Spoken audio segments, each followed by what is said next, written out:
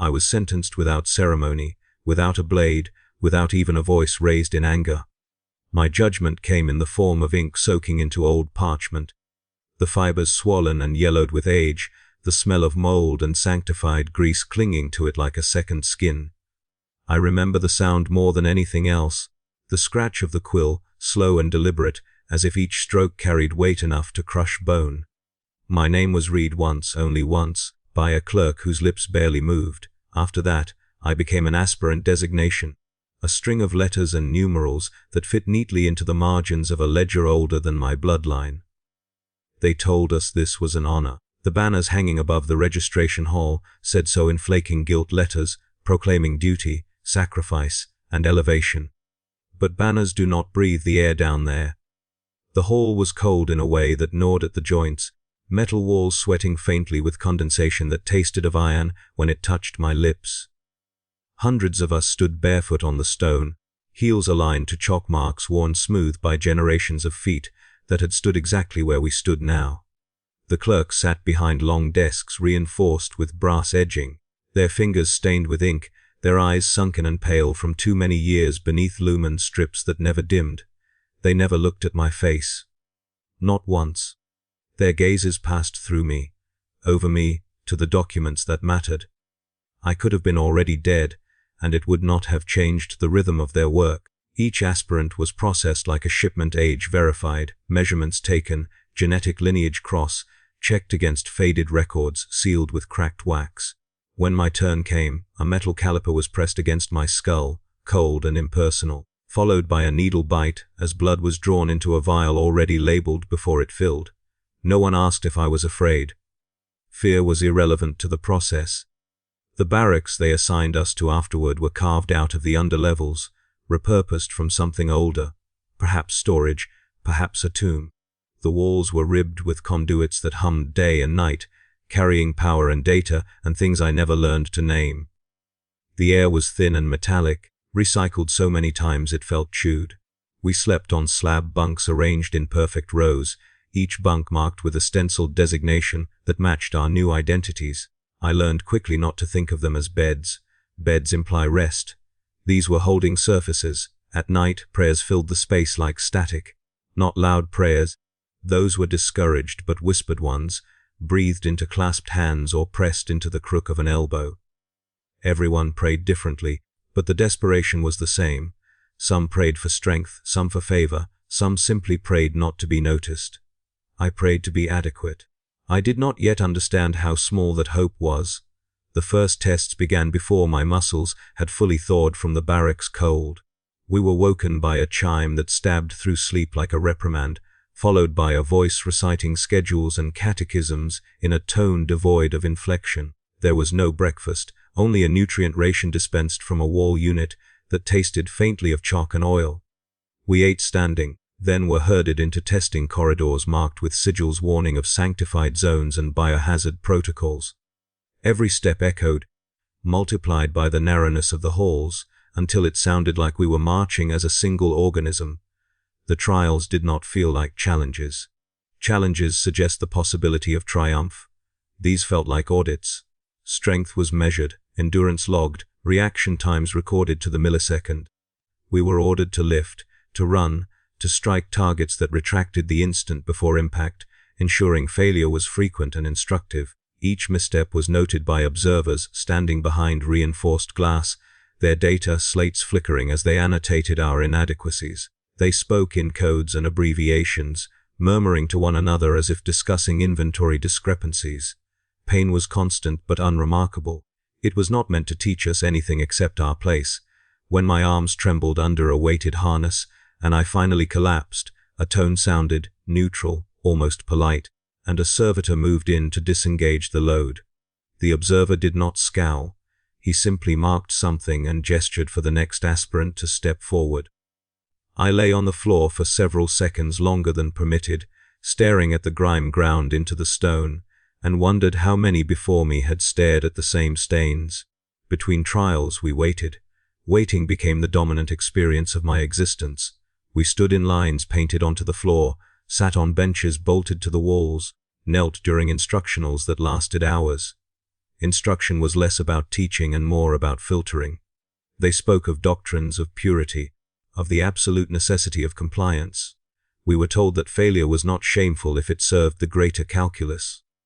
That phrase stayed with me, greater calculus. It implied that all of this, including us, could be reduced to sums that balanced in the end.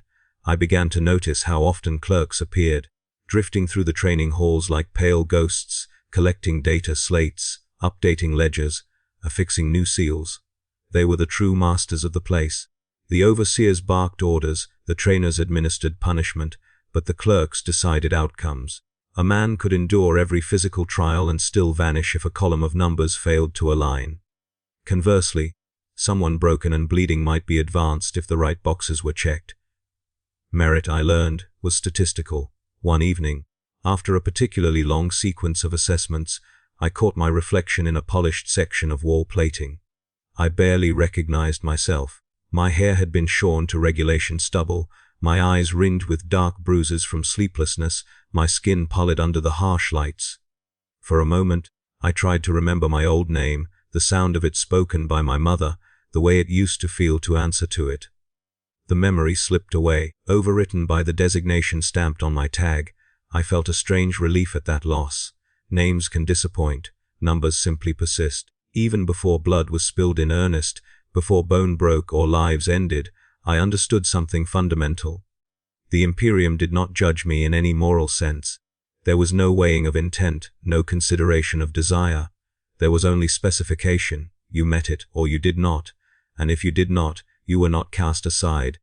You were misfiled, redirected into some other ledger where your remaining value could be extracted with efficiency and prayer. That realization settled into me like cold. It did not make me rebel.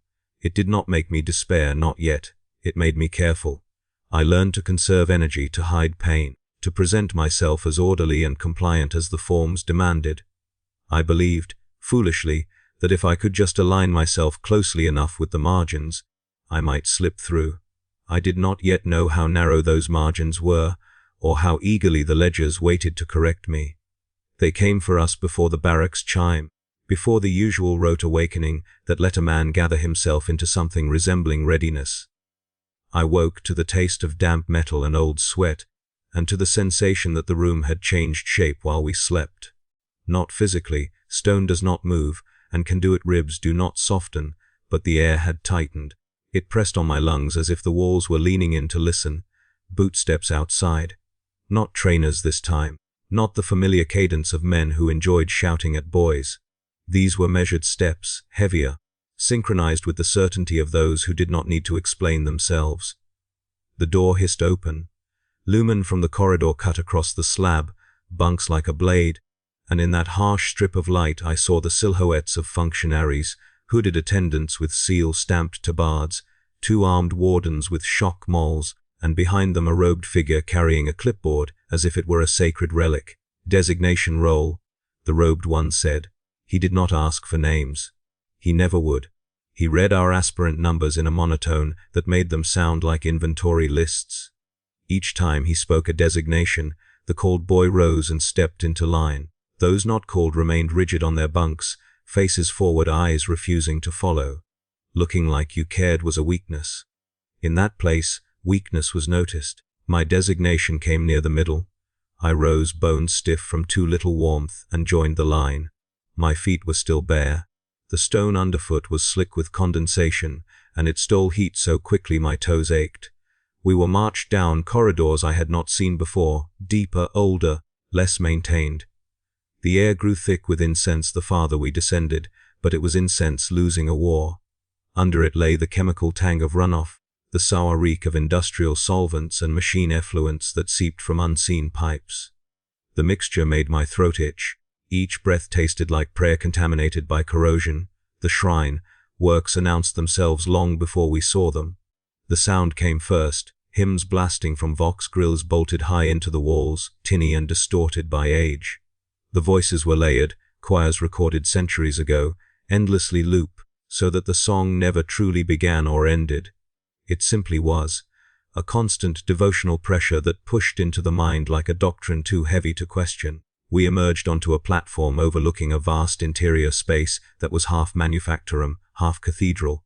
Pillars rose into shadow, wrapped in cables and prayer ribbons. Cog-toothed machines sat beneath stained glass that depicted saints with featureless faces and hands raised in mechanical blessing. Conveyor lines ran like arteries through the gloom, carrying crates marked with warning sigils. At intervals, censer braziers burned with smoke, so thick it seemed alive, curling around metal beams like a thing seeking warmth. And beneath all of it, under the shrines, under the machines, under the hymns, were the tunnels. The trials beneath the shrine works. We were guided to a stairwell framed by statues of armored martyrs. Their eyes had been replaced with small red lenses that watched us as we descended. Each step downward felt like leaving air behind, trading it for something heavier. The hymns did not fade. They followed us, carried by vox conduits into the depths. The deeper we went, the more the song seemed to change, not in melody, but in how it pressed against the skull. Down there, it was not uplifting. It was a metronome for suffering. At the bottom of the stairwell, we entered a staging chamber that smelled of wet stone and old blood. A line of attendants waited beside a rack of gear, respirator masks with cracked seals, harnesses fitted with dull spikes, and gloves reinforced with rough mesh. The attendants did not speak. They strapped equipment onto us with efficient hands, tugging tight, checking buckles, stamping our wrists with fresh ink sigils that marked us as authorized to enter the trial zones. An overseer stood near the far wall, tall in his layered robes, face hidden behind a rebreather adorned with devotional script. In his hands was a slate linked to a wrist chain, and beside him a servitor held a spool of cable like an offering. The overseer's voice came through a vox grill in his mask, a flat monotone that somehow carried contempt without ever rising. "Purification passage," he said. "Compliance demanded. Endurance log. Failure noted. Death recorded." He gestured with 2 fingers. A hatch in the floor was unsealed. Warm air rose up from it, damp and foul, carrying the smell of stagnant water and rust. The hymn shifted slightly as the hatch opened, as if the shrine itself took note. One by one, we were ordered down the ladder. The tunnel swallowed light. Lumen strips ran along the walls at irregular intervals, some flickering, some dead. The air was close and wet, thick with the residue of industrial waste. Water dripped from overhead pipes onto the stone floor, pooling in shallow slicks that reflected our distorted faces in brief flashes. The passage narrowed. The ceiling dropped until we had to stoop, then crawl. The stone scraped my shoulders through the harness, the dull spikes digging into my skin with every movement. The gloves made my hands clumsy, but without them the grit would have shredded my palms immediately. Even with them, I felt the abrasion. Coarse particles embedded in the tunnel floor, glittering with machine filings. Each crawl forward left my hands buzzing with a faint metallic vibration, as if the ground itself was alive with small, hungry motors. Somewhere ahead, someone retched. The sound echoed strangely, swallowed and returned by the tunnel's bends. The hymns continued, relentless, cheerful in their devotion, as if mocking the weakness of flesh. We crawled through a collapsed section where broken rebar jutted like ribs. Twisted wire snagged at our harnesses and tore at skin. I felt it scrape my cheek and taste blood, thin, warm, coppery, mixing with the chemical tang in the air. The tunnel's dampness made everything slick. My knees slid in grime that might have been mud, might have been something worse. Down there the difference was theoretical. At intervals there were inspection points, small alcoves where an attendant stood behind a shield of reinforced glass, slate in hand, watching through a narrow slit. They said nothing. They did not encourage us. They did not warn us.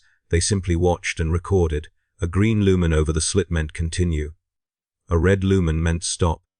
We learned quickly that stopping did not mean rest. It meant they were recalculating something, deciding whether you were still worth tracking. One boy ahead of me. His designation was close to mine in the ledger, so I had come to think of him as a kind of neighbor, began to slow. I saw it in the way his elbows trembled, the way his breathing turned sharp and irregular behind his respirator. He tried to push forward, but his movements became jerky, panicked. The overseers above had warned us against panic. Panic was inefficient. The boy's glove slipped on a patch of wet metal filings. His hand slid into a cluster of exposed wire, and he cried out, a raw sound muffled by the mask. The wire wrapped around his wrist like a thing with intent. He yanked, and the mesh glove tore, leaving flesh exposed. The grit ate into him. He struggled, breathing hard, trying to free himself. The hymn did not change. Behind the next inspection slit, an attendant glanced down, eyes unreadable. He tapped his slate once. A small click sounded somewhere in the tunnel wall. A panel slid open, revealing a nozzle. A burst of scalding steam erupted, engulfing the boy's trapped arm. He screamed loud, animal, stripped of all aspirant composure. The steam left his skin blistered and gray. He collapsed forward, half conscious, still trapped. We were ordered to continue. I crawled past him. Our shoulders brushed. His eyes met mine through the fogged visor of his mask, wide with disbelief. He tried to speak, but his mouth was filled with blood and saliva. His hand twitched once, then went still. Later, how much later I cannot say, because time in those tunnels became something measured only in pain and breath. I heard the scraping of metal behind us. I turned my head slightly and saw 2 servitors dragging his body by the ankles. They moved with the same calm efficiency they might have used for hauling scrap. A tag was already affixed to his harness, flapping wetly as they pulled him through the filth. The hymn never changed key. We crawled through longer stretches of darkness after that. Each flicker of lumen felt like mercy granted by a machine that did not understand kindness. My muscles burned. My lungs pulled against the respirator filters that clogged with damp soot. Every breath sounded loud inside my mask, a harsh rasp that made me feel like an animal penned for slaughter. At one point the tunnel opened into a chamber, where the floor dropped away into a shallow pit of black water. We were made to wade. The water was cold enough to numb, but beneath the cold was something oily that clung to skin. It smelled of rot and manufacturum discharge. As we moved through it, things brushed my ankles, soft, uncertain touches that made my stomach twist. I told myself it was drifting waste. I told myself that repeatedly until the thought became a prayer. On the far side, we were forced to climb a vertical shaft using handholds carved into the stone. My gloves slipped on slime. I hauled myself up anyway, because below me boys splashed and cursed and begged in muffled voices, and above me the hymn grew louder. A reminder that the shrine works were waiting like a judge who did not care what you had endured. When I finally emerged back into the staging chamber, I was shaking uncontrollably. My uniform was soaked. My hands bled beneath the gloves. My vision swam from exhaustion and fumes. I expected someone to congratulate us, to acknowledge what we had survived. Instead, an attendant grabbed my wrist, scanned the ink stamp, and made a note. Another pressed a seal into my damp harness, proof of completion, then shoved me aside to make room for the next aspirant emerging from the hatch. The overseer watched without expression. His slate flickered with data, and his voice came through the vox, grill like a verdict delivered in advance.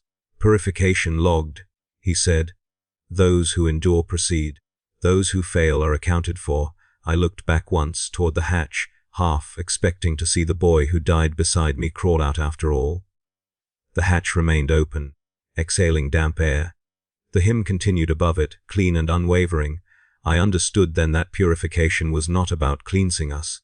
It was about measuring what broke, and how quickly. It was about proving that pain could be administered in standardized doses, recorded, replicated. We were not being prepared for glory.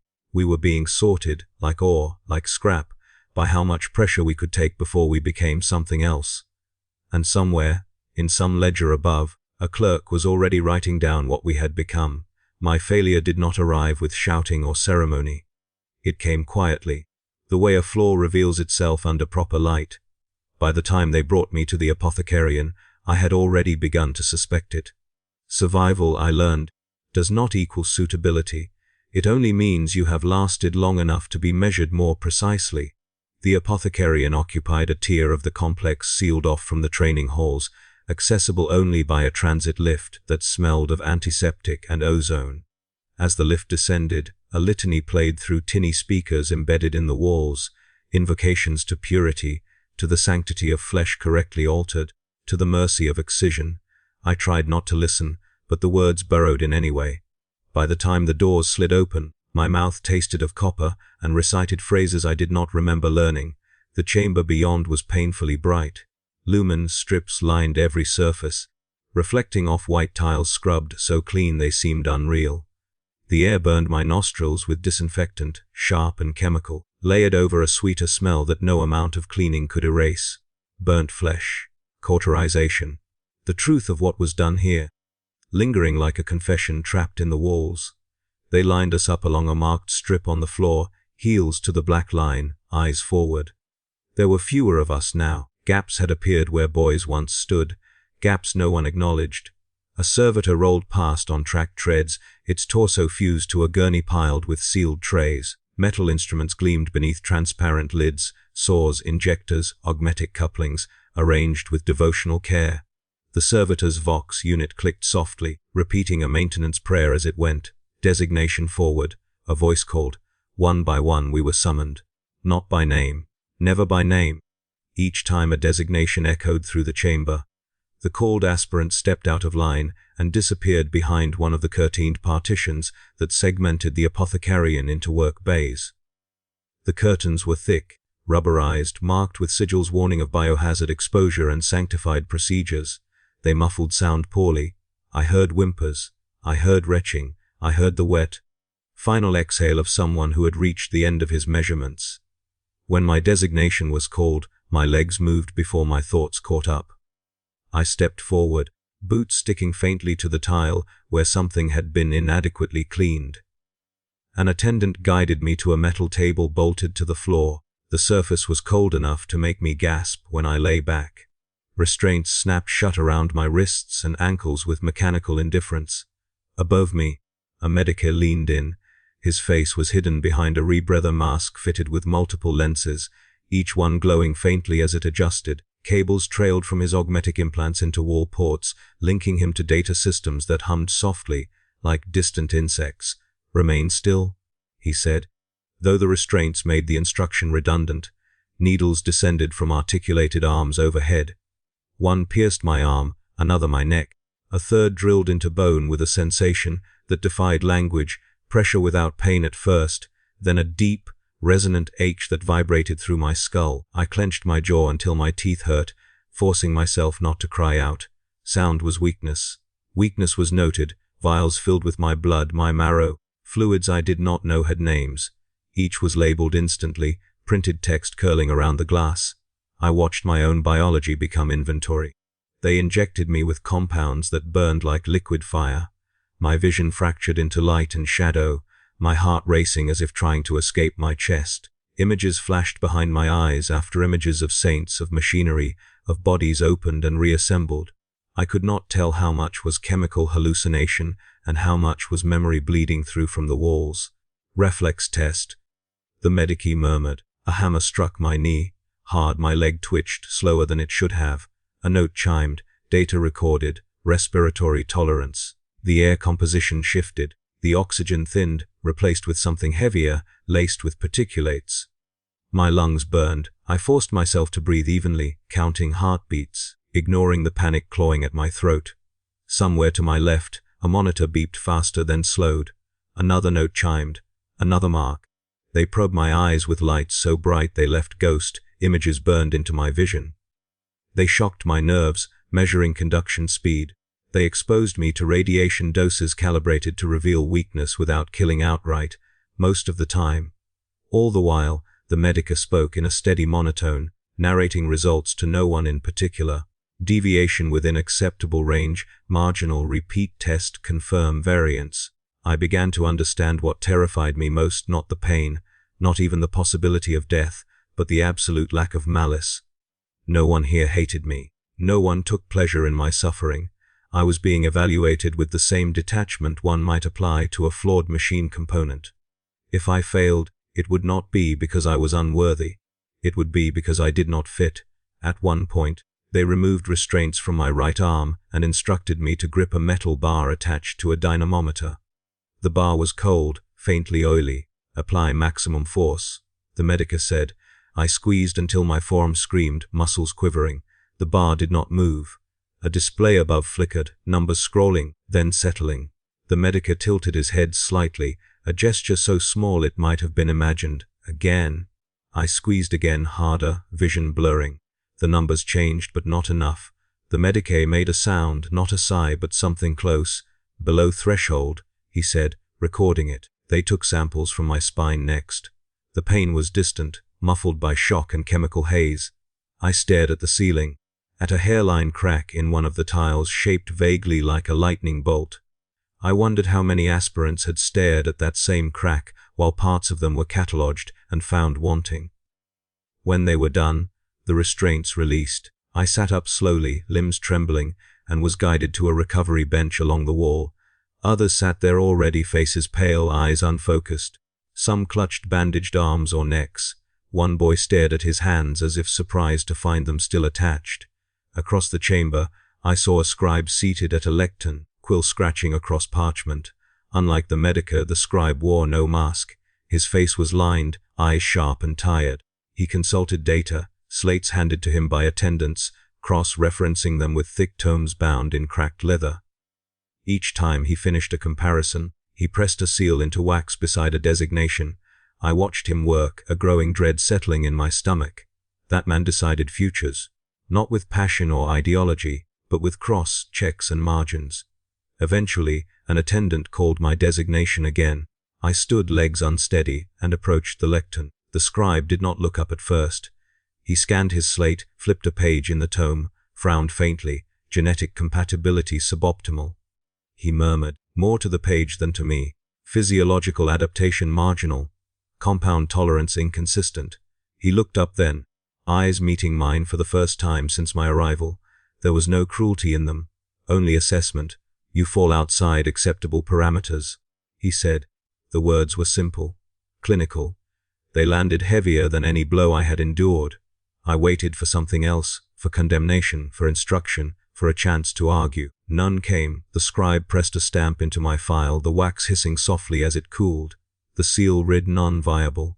Beneath it, in smaller script, another notation was added, reassignment pending. That was it, no explanation, no apology. An attendant took my arm and guided me away, as if I might wander off and contaminate the process. As we passed one of the curtained bays, the fabric shifted, and I glimpsed a body on a table, chest open, ribs spread like a book no one wanted to read anymore. The medica worked on it anyway, tools moving with reverence. Nothing was wasted here. They led me into a side chamber where rejected aspirants waited. The air was cooler, the lighting dimmer. A sense of finality hung over the room like dust. Some boys sat in stunned silence. Others wept openly, tears cutting clean tracks through grime on their faces. A few stared straight ahead, jaws clenched, already trying to convince themselves that this too was part of the plan. I felt oddly calm, numb, as if a weight I had been carrying without knowing it had finally been set down, not because I was free, but because it was no longer required of me. I understood then what the apothecarian truly was.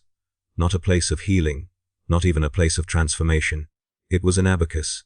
Flesh slid along its beads, counted, sorted. Some were advanced, others were set aside. The arithmetic was cold, precise, and utterly indifferent to hope. I was not rejected because I lacked faith, or courage, or devotion. I was rejected because the numbers did not add up. And in the Imperium that was the only sin that mattered. They did not give us time to mourn what we had failed to become. In the Imperium, grief is an inefficiency, and inefficiencies are corrected swiftly. The holding chamber for the non-viable sat between the apothecarian and the lower transit levels, as if we were already being eased out of relevance. The walls were bare stone, unadorned by scripture or iconography, save for a single stenciled warning about unauthorized movement. We waited there under the watch of two armed functionaries, whose uniforms bore no regimental markings, only the sigil of compliance. Their faces were slack with exhaustion, eyes dulled by years of standing where they stood now, watching people realize their lives had been reclassified. No one told us what would happen next. We were simply told to wait. Time passed strangely in that chamber. Without hymns or drills to mark the hours, I measured it by the ache in my joints and the drying of blood beneath my bandages. Occasionally, an attendant entered to check a designation against a slate, then escorted one of us out through a side door. Those who left did not return, The door sealed behind them with a soft hiss that sounded uncomfortably like finality. When my designation was called again, I felt a flicker of something close to relief. Waiting had become unbearable. I followed the attendant through corridors that sloped steadily upward, away from the sterile brightness of the apothecarian and into spaces that smelled of oil, sweat, and human density. The air grew warmer, louder, less controlled. We entered a processing hall the size of a city square, its ceiling lost in shadow and crisscrossed by gantries packed with cables and robed figures moving purposefully between stations. Lines of people stretched across the floor in rigid formations, each line marked by painted sigils indicating function and destination. Penal transport, industrial labor, military redistribution, biological reclamation. That last line was the shortest. Its doors were thick, its seals reinforced. No one spoke near it. An overseer stood at a raised dais in the center of the hall, flanked by servo skulls that drifted lazily, lenses glowing as they recorded everything. His voice boomed from vox amplifiers, echoing across the stone and metal. By the grace of necessity, he intoned, all who stand before this hall are granted continued service. The Emperor requires all resources. None are without purpose. The words were familiar. I had heard them before, carved into plaques and chanted during instructionals. Here, surrounded by the rejected and the broken, they sounded less like a blessing and more like a threat. Attendants moved through the lines, issuing new uniforms from wheeled racks. Mine was a dull, utilitarian gray, the fabric coarse and stiff, treated with some chemical that made it itch the moment it touched my skin. As I changed, an attendant removed my aspirant tag and replaced it with a smaller metal identifier stamped with a different code. He pressed it into my hand for a moment, as if to ensure I felt its weight, then snapped it onto a chain around my neck.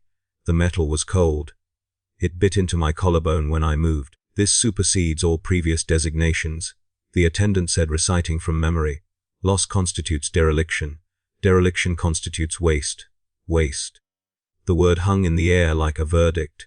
We were marched to an assignment station where clerks sat behind reinforced screens. Data, slates arranged in neat rows before them. These clerks looked older than those in the aspirant halls, their faces lined not just with age but with resignation. They processed us quickly, eyes flicking between our new identifiers and the data pulled from the apothecarian. One by one, assignments were issued.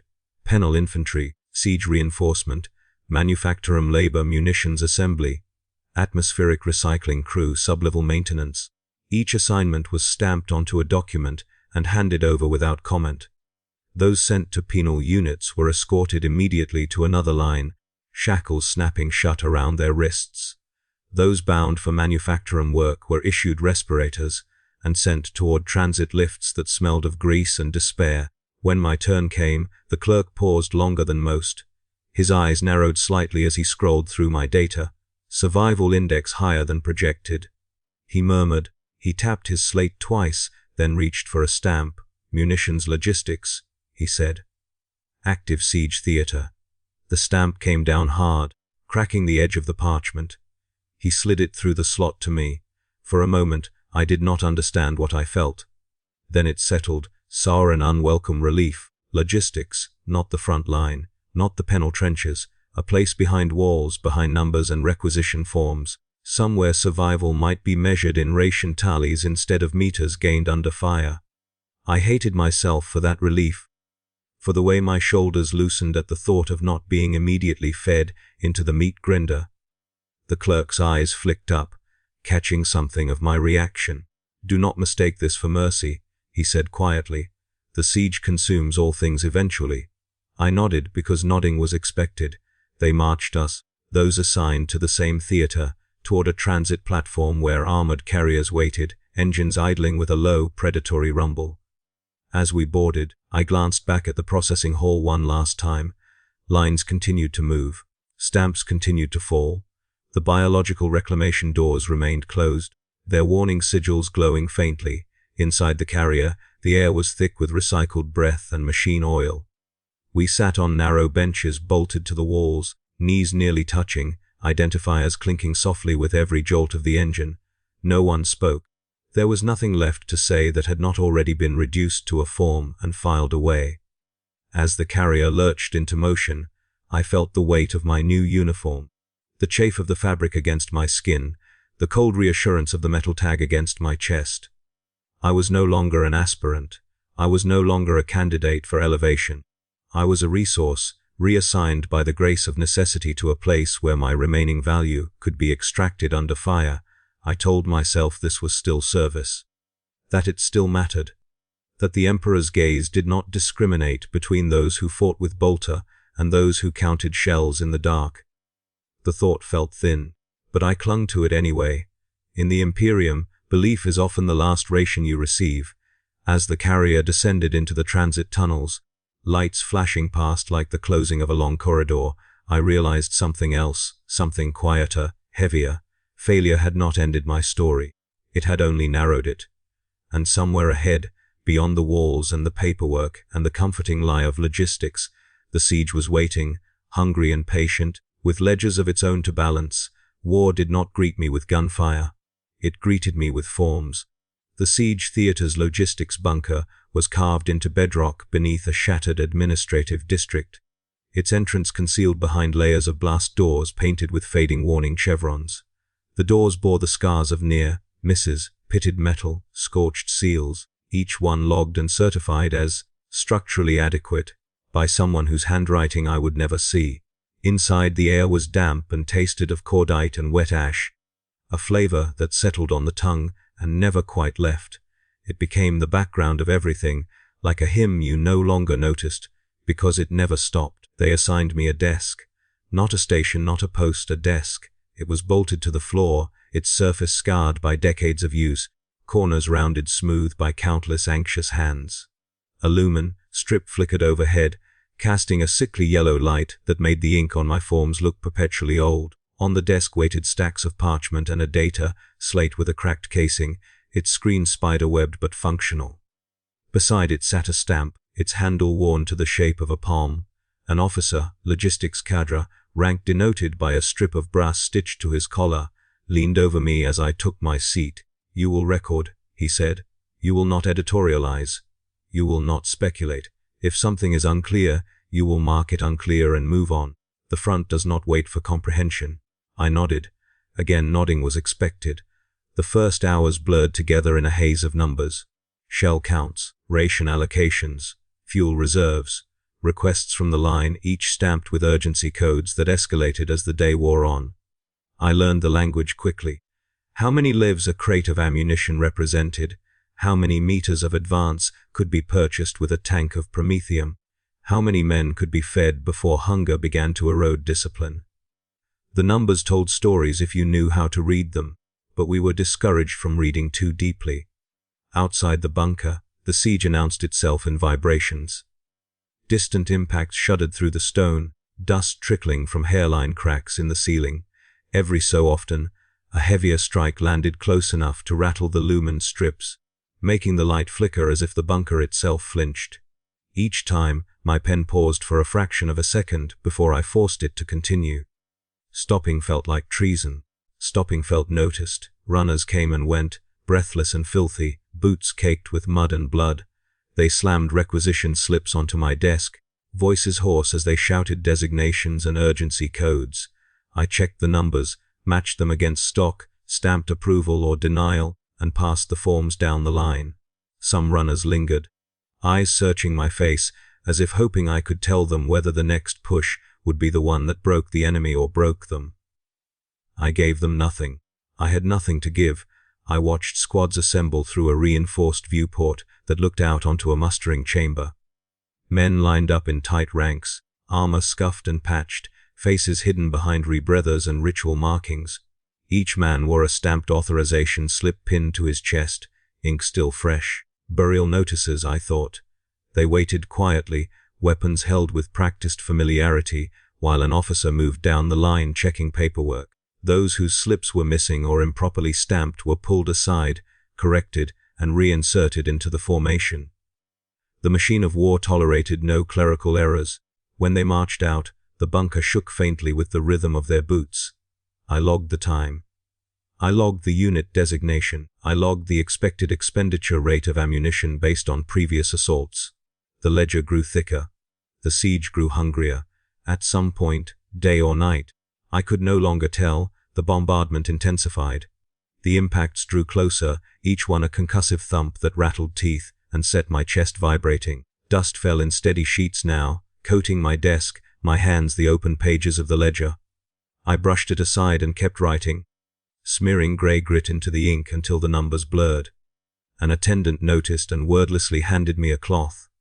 I wiped the page clean and rewrote the figures, more carefully this time. A new form arrived, marked with a high priority seal. Casualty reconciliation. I hesitated, then began. Unit designations, numbers deployed, numbers returned. The discrepancies were always larger than expected. Men did not come back in the quantities the projections promised. I adjusted the tallies, recalculated resupply needs, forwarded the updated figures. Somewhere above, an officer would look at my numbers and decide whether to commit reserves, whether to press the assault, whether the losses were acceptable. Acceptable. Another word that had lost all meaning. The bombardment finally found us during a lull in requests. I remember because the sudden silence had felt wrong, like the pause before a reprimand. The impact was deafening, a hammer blow delivered by the world itself. The ceiling buckled. Masonry tore free and rained down, smashing desks, crushing men who had been standing moments before. The shockwave threw me from my chair, slamming me into the floor hard enough to knock the breath from my lungs. For a few seconds, there was nothing but ringing. Then the scream started.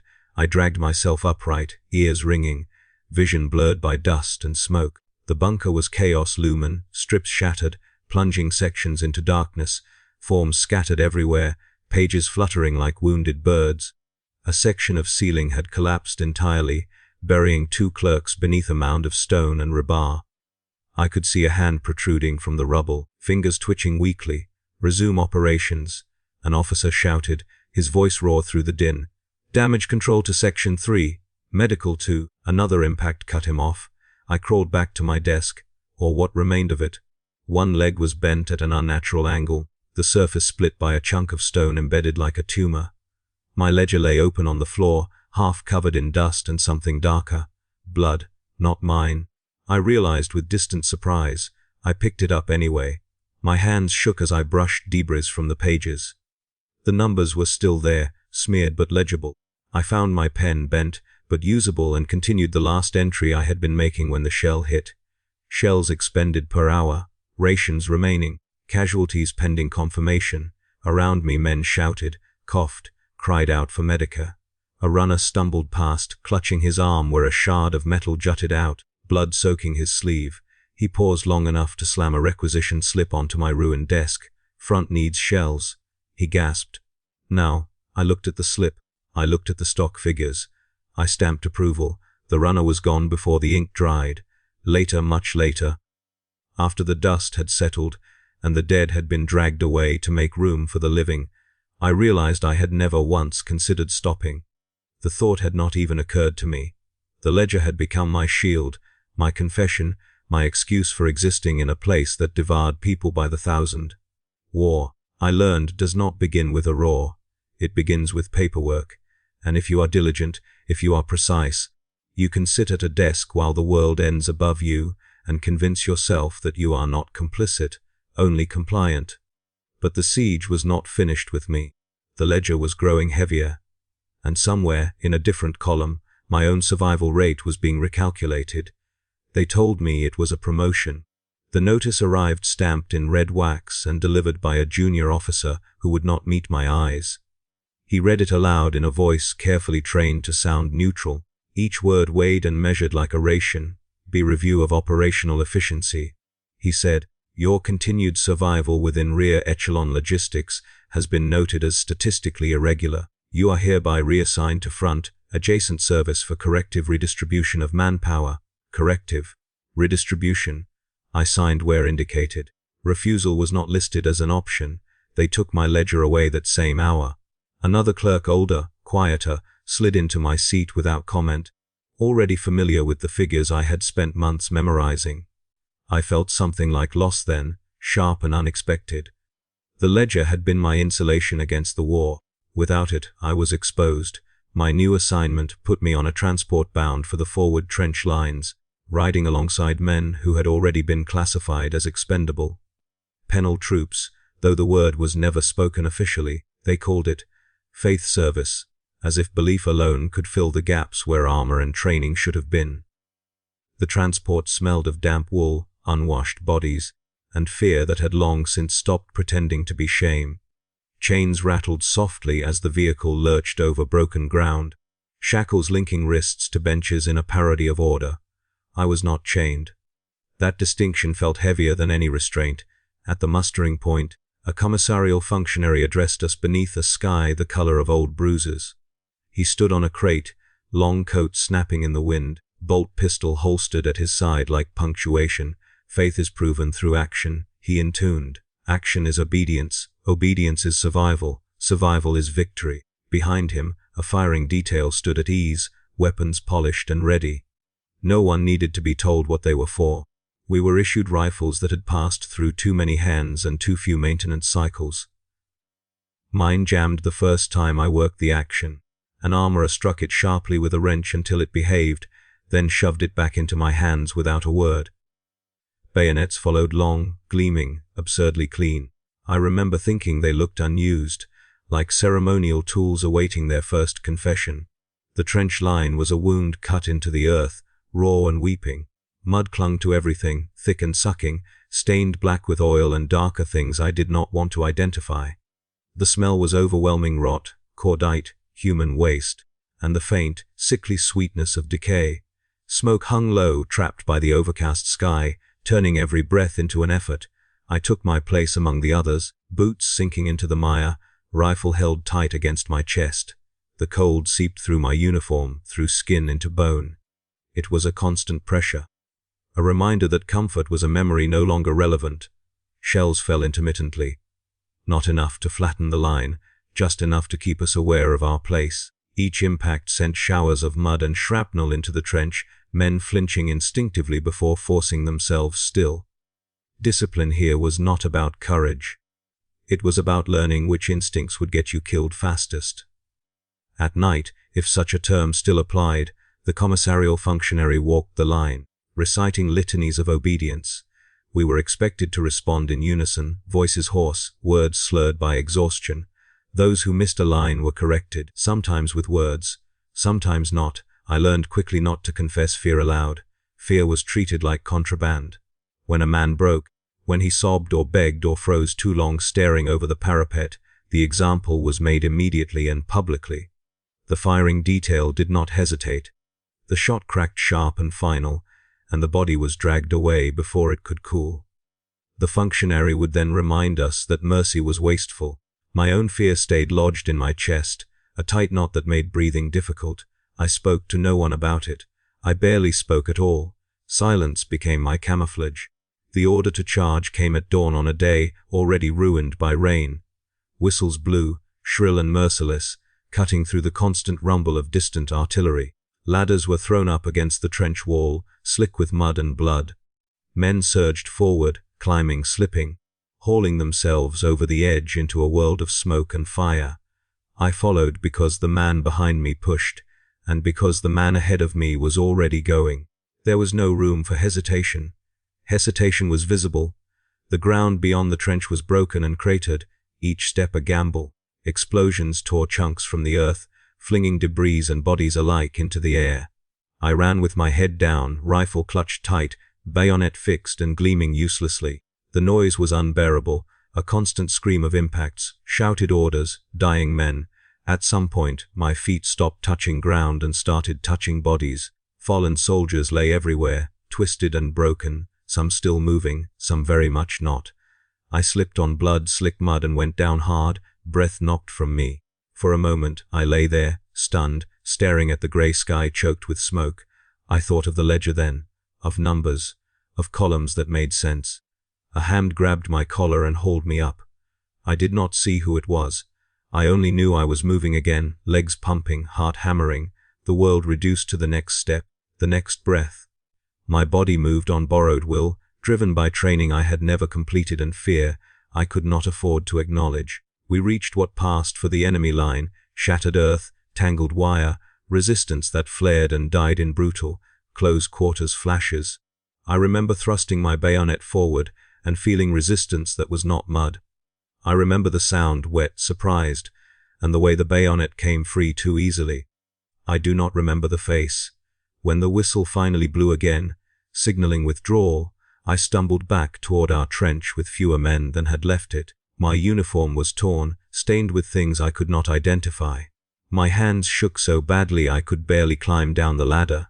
Back in the trench, the commissarial functionary counted us, not aloud. He marked something on a slate, expression unchanged. As I slumped against the trench wall, chest heaving, I realized something with a clarity that cut through the exhaustion. The Imperium did not need me to be brave. It did not need me to be strong, or faithful, or even particularly competent. It needed me to comply. And as long as I could still move when ordered, as long as my body could be pushed into the gap left by those who fell, my survival would continue to be noted. Statistically irregular, perhaps, but useful. The siege was tightening. The cost was rising, and I was learning, step by step, breath by breath, how much of myself could be spent before there was nothing left to requisition. I did not die in the assault. That fact alone marked me as an anomaly, and anomalies are problems the Imperium is compelled to solve. The wound came late, almost as an afterthought. A secondary push, poorly coordinated, rushed and supported. I remember the sound first, a sharp crack that was not an explosion, followed by a forceful punch to my side that spun me off my feet. I landed hard, the world tilting violently, the sky and mud trading places. There was no immediate pain, just pressure, then heat, then the slow, nauseating realization that something essential had been broken. I tried to stand. My leg did not answer. Around me, the battle moved on with the indifference of weather. Boots splashed past my face. A man screamed somewhere to my left, the sound thin and high until it cut off abruptly. I lay there, half submerged in mud and blood, rain pattering softly against my helmet, and wondered if this was the moment my designation would finally resolve into a neat casualty figure. Instead, hands grabbed me. Rough, practiced. They dragged me backward, away from the forward line, my useless leg bumping over bodies and debris. Each impact sent white flashes through my vision. I tried to cry out, failed, then stopped trying. Breath became a series of shallow gasps. The sky faded to gray. I came back to myself under lumen light. The medici corridors smelled familiar, antiseptic layered over rot, prayer over pain. I was wheeled through hallways whose walls were thick with iconography, prayers stenciled and restenciled over older stains until words and blood blurred into a single texture. Servo skulls drifted overhead, their lenses whirring softly as they tracked movement. Somewhere, a bell tolled at regular intervals, each chime marking something I did not want to know.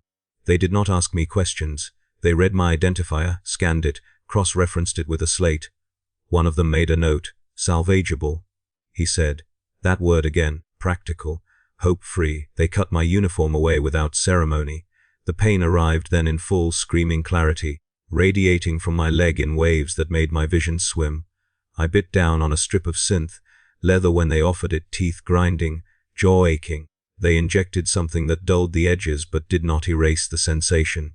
Complete relief, I suspected, was reserved for those whose survival was not deemed cost-effective. I watched the ceiling as they worked. Cracks ran through the tiles, filled in with sealant that had yellowed with age. Someone had scratched a small devotional mark into one tile, a crude aquila, wings uneven. I focused on it as the medici sawed through bone. There is a sound flesh makes when it is being separated from itself. It is not the sound you expect, not a clean cut. It is wet, fibrous, reluctant. I remember that sound more than the pain. The pain could be rationalized. The sound could not. They removed what remained of my leg below the knee and set it aside on a metal tray like discarded equipment. I saw it briefly, pale, bloodless, already becoming something that was no longer mine. A servitor rolled it away without pause. The augmetic came next. It was not one of the refined replacements shown in devotional murals. There was no artistry to it. It was a crude assembly of pistons, braces, and exposed cabling, the metal dull and scarred from previous use. They bolted it directly into what remained of me, anchoring it to bone with screws that vibrated as they bit. Each vibration traveled up my spine, rattling my teeth. When they activated it for the first time, the limb jerked violently, kicking the air. I screamed then, unable to stop myself. The medici did not react. He adjusted a dial, muttered a calibration prayer, and tried again. This time the limb moved more slowly, obediently. A mechanical whir accompanied the motion, a sound that would never leave me. Phantom pain bloomed immediately, a deep, aching presence where nothing remained, overlaid with sharp, electric sensations from the augmetic itself. Two pains occupying the same conceptual space, neither acknowledging the other. I laughed then, a short, broken sound, and immediately regretted it as my chest seized with agony. Functional? The medica said, afterward. They wheeled me into a recovery ward filled with others like me. Rows of beds, each occupied by a body that had been altered to better fit remaining needs. Missing limbs replaced by metal, burned skin wrapped in synth, flesh grafts that glistened wetly, eyes replaced with lenses that clicked softly as they adjusted focus. The air was thick with whispered prayers and the low hum of machinery keeping people alive who might have preferred otherwise. I did not sleep. Whenever I closed my eyes, I felt the augmetic move without my command, responding to calibration routines and muscle impulses that no longer mapped cleanly to thought. It felt like sharing my body with an uninvited guest, one that did not care how much space it took. The interrogation came 2 days later. They called it a debrief, but there was no attempt to soften the process. I was wheeled into a small chamber lit by a single lumen, its walls bare except for a large cog and skull sigil etched deeply into the stone. A robed functionary sat across from me at a narrow table, slate in hand. His face was thin, eyes sharp, mouth drawn tight. "You survived," he said, not a question. "Yes," I replied automatically. He studied his slate. "Statistically improbable given your reassignment history." I said nothing. Explain, as if survival were a decision I had made, a tactic I had employed. I opened my mouth, then closed it. There was nothing I could say that would satisfy the question. Luck was not an acceptable answer. Fear was unacceptable. Compliance was assumed. I followed orders. I said finally. The functionary regarded me for a long moment. Then he nodded once, a precise movement. "Acceptable," he said and made a note. That was the extent of it. No accusation, no commendation. Survival explained as obedience. File closed. They reassigned me again, this time away from the front. My new designation placed me in the Shrine Archives, an administrative reliquary where records of campaigns, martyrs and compliance failures were stored, categorized and preserved. A place for reminders. A place where broken men could be made useful without risking further expenditure of resources. I learned to walk on the augmetic with time, though it never felt natural. It whirred and clicked with each step, sometimes lagging just enough to trip me. The phantom pain never faded. It became part of the background, like the hymns or the distant thunder of artillery, a constant reminder of what had been taken and what had been replaced. In the archives, I sat at a desk again. Smaller, quieter, I catalogued reports, cross-referenced casualty lists, filed commendations for the dead. Sometimes I recognized designations. Sometimes I remembered faces. The records did not care. I realized then what I had become, not a warrior, not even a clerk of war. I was a cautionary relic, a living annotation in the margins of the Imperium's endless book. Proof that failure did not mean waste. Proof that even broken things could still serve. And in the whir of my augmetic, in the H that never left, I heard the Imperium's true creed whispered without words. Nothing is ever finished with you, until there is nothing left to take. I write this beneath stone that has outlived every hand that carved it. The Shrine Archives are quiet in a way that feels artificial, like silence imposed rather than earned. Sound is absorbed here by thick walls, by stacked shelves of parchment and data slates, by the weight of recorded history pressing inward. Even my augmetic seems to sense it, its wear subdued, movements cautious, as if afraid to disturb the dead. The air smells of dust, candle wax and old ink, a dry, choking blend that coats the throat and settles into the lungs. I suspect it will be there until I die. My desk sits directly beneath a towering statue of an armored saint. The figure's face has been worn smooth by centuries of touch, fingers polishing stone into something almost gentle. Pilgrims pass through the outer halls and lay their hands upon that blank face, whispering prayers for strength, for endurance, for survival. None of them look at me. I am part of the furniture now, as fixed and ignorable as the shelves that surround me. Each day follows the same pattern. I arrive when the bells toll the second devotion. I unlock the cabinet assigned to my designation and retrieve the stacks of records waiting to be processed. Campaign summaries, casualty reconciliations, commendations issued posthumously, disciplinary actions archived for reference. I cross-check names, designations with existing ledgers, ensure consistency of loss figures, flag discrepancies for clerical review. Where the ink is smudged by blood or ash, I rewrite it neatly. History here must be legible. The war has moved on. I know this not because anyone tells me, but because the reports change tone. The language shifts from urgency to consolidation, from desperate requisitions to controlled withdrawals and reassigned forces. Entire units are listed as expended, their designations struck through with a single, efficient line. New fronts open elsewhere, new sieges begin. The machine does not rest, it merely reorients. The dust of the old battlefield remains in my lungs. Every cough tastes faintly of smoke and burnt prayer parchment. It comes without warning, doubling me over at my desk until I can breathe again. The medic says it is normal, a residual effect of prolonged exposure. He offers suppressants, I decline. Pain reminds me I am still accounted for. Above me, in the training levels repurposed for new aspirants, I hear boots. The sound travels through the stone in a steady rhythm, drill cadence, precise and hopeful. It is the same rhythm I once followed, the same beat that carried me from the ledger, where boys become errors into everything that followed. Sometimes I pause in my work and listen, letting the sound wash over me. I envy them. Not for their strength or their potential, but for their ignorance. They still believe the ledger is a gateway, not a filter. They still think success is a matter of worth. At dusk the clerks come. They move in pairs, robes whispering softly as they pass between the shelves. One carries a collection box sealed with brass bands, the other carries a slate. I hand over the pages I have written that day, confessions disguised as summaries, truth reduced to compliance language. The clerk checks my designation, stamps each page with the archive seal, and slips them into the box. He does not read them. Reading is unnecessary. Verification is enough. Service acknowledged, he says every time, without variation. When they leave, the archive feels emptier, though nothing physical has been taken. I sit alone beneath the saint, augmetic ticking softly, and sometimes I speak aloud, not prayers, not really, just fragments. Memories that have no place in the official record. I remember the boy in the tunnel, eyes wide behind a fogged visor, as the hymn continued without him. I remember the medic's calm voice as he labeled me non-viable. I remember the weight of the ledger in my hands as the bunker collapsed around me. I remember the bayonet sliding free too easily. I remember the sound my leg made when it ceased to be mine. None of these memories exist in the archives.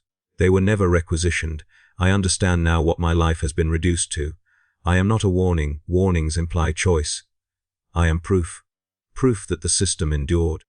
Proof that every deviation can be corrected, every failure absorbed, every broken thing repurposed until it is nothing more than a line item. Sometimes pilgrims ask me questions. They see the augmetic, the scars, the grey uniform of archive service, and mistake me for wisdom. Did you fight? They ask. Yes, I tell them, because it is true. Did it matter? I hesitate, then answer as the Imperium prefers. Yes. They thank me and move on, comforted by the simplicity of the response. I do not blame them. Complexity is exhausting. Hope requires it. When my hands finally fail, when the augmetic locks or the cough does not stop, or the pain becomes too inefficient to manage, I know what will happen. A clerk will note the cessation of my service. My designation will be struck from active roles and transferred to archival status. Perhaps a small commendation will be appended for prolonged compliance. Perhaps not. It will depend on the margins. I am not afraid of that end. Fear has long since been filed away. I am afraid only of being forgotten incorrectly, of some error in transcription that makes my suffering imprecise. That would be the final failure, to be misrecorded after everything else. So I write carefully. I stamp where instructed. I sit beneath the faceless saint and listen to the boots above and the augmetic below and the silence in between. This is my final entry in the Book of Ash, not a hero's testament, not a martyr's cry, just a footnote and proof that the Imperium endured.